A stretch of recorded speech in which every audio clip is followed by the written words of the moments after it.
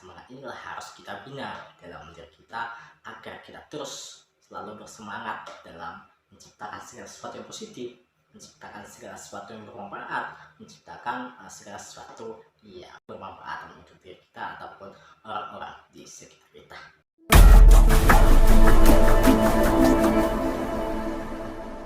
Halo, assalamualaikum warahmatullahi wabarakatuh. Salam sejahtera, Om Swastiastu, nama budaya, salam kebajikan. Apa kabar Anda? Semoga Anda tetap selalu dalam keadaan sehat walafiat dan tetap selalu semangat tentunya. Pada materi hari ini adalah isu resesi. Apa itu resesi? Resesi adalah suatu kemerosotan yang terjadi pada dunia globalisasi. Kemerosotan tentang apa? Banyak, ada kemerosotan di masalah ekonomi, kemerosotan di dunia kerja, sehingga tenaga kerja itu banyak yang digantikan dengan kemajuan teknologi lainnya, misalnya diganti dengan kecerdasan buatan maupun dengan robot, sehingga menjadikan kemerosotan pada dunia globalisasi seperti tahun 2023 ini, ya.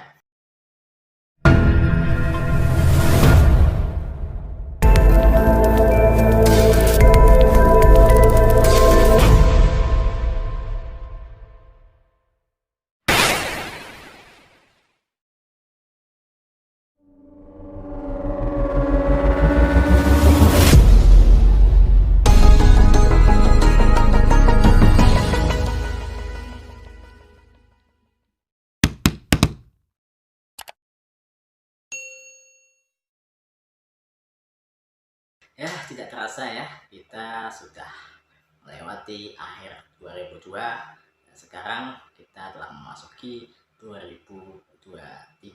Tentu banyak yang pencapaian kita belum tuntas di tahun 2023 kemarin atau tahun 2002 kemarin, maka kita akan tuntaskan di tahun 2003. Nah, sudah sampai di mana sih pencapaian Anda pada tahun 2003 ini?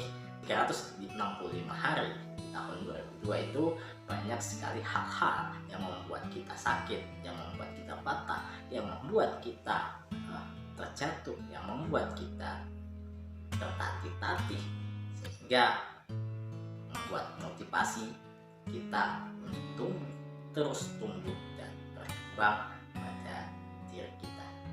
Nah, di 2003 ini Anda pasti akan memiliki pencapaian atau target-target yang Anda inginkan, walaupun pada dasarnya di 2003 ini banyak isu-isu yang membingungkan diri kita.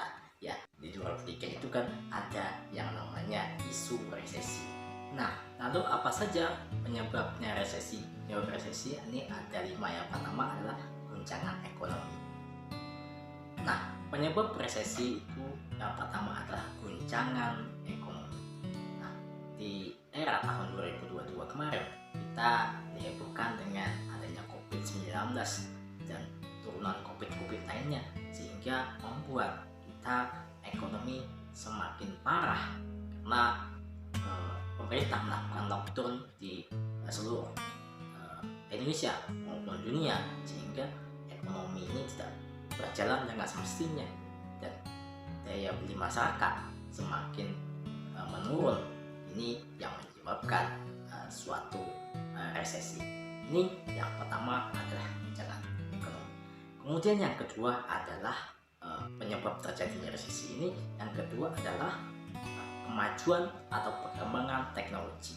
Nah, dengan berkembangnya teknologi ini menyebabkan suatu negara menjadi atau suatu dunia di era globalisasi ini menjadi resesi karena kemajuan teknologi tadi. Kenapa kemajuan teknologi itu menjadikan suatu itu menjadi resesi?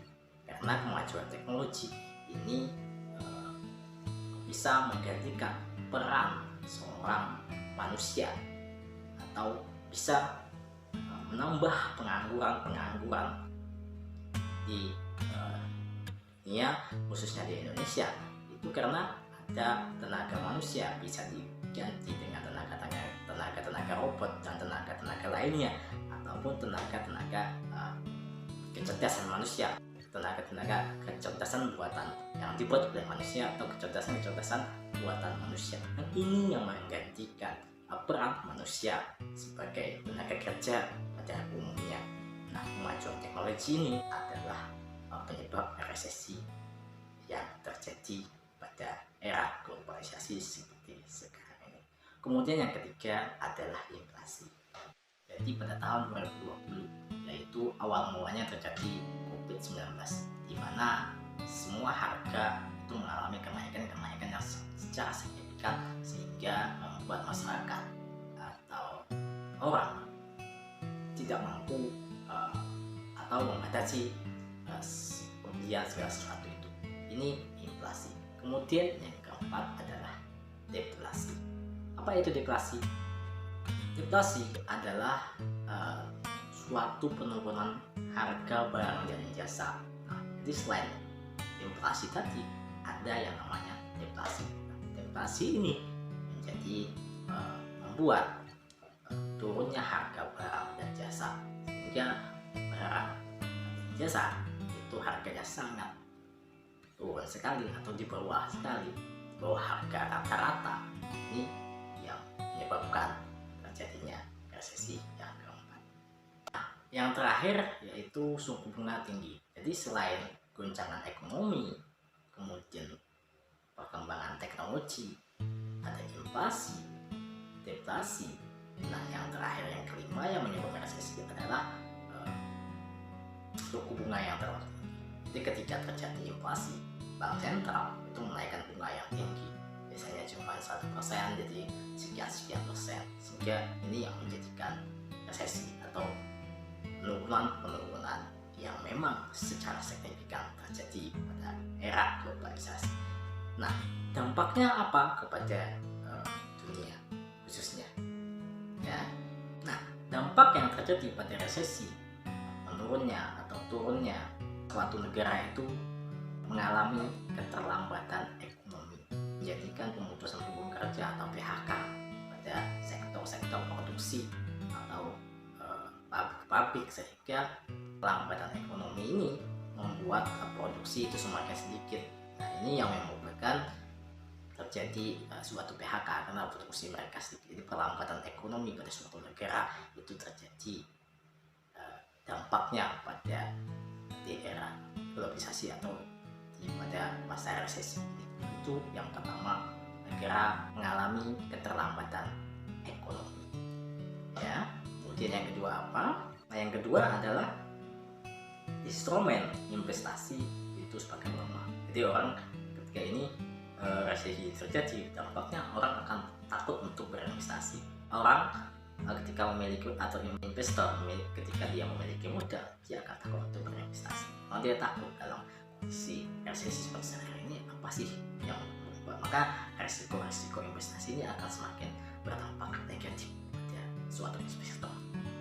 Itu yang kedua sebenarnya. Kemudian yang ketiga apa? Kemudian yang ketiga, dampak dari resesi itu adalah perekonomian semakin sulit. Jadi daya beli masyarakat semakin menurun, ekonomi sudah tidak pekerjaan lagi sulit, PHK di mana-mana, dan lain-lain sebagainya. Ini yang menyebabkan dampak terjadinya resesi pada dunia era globalisasi.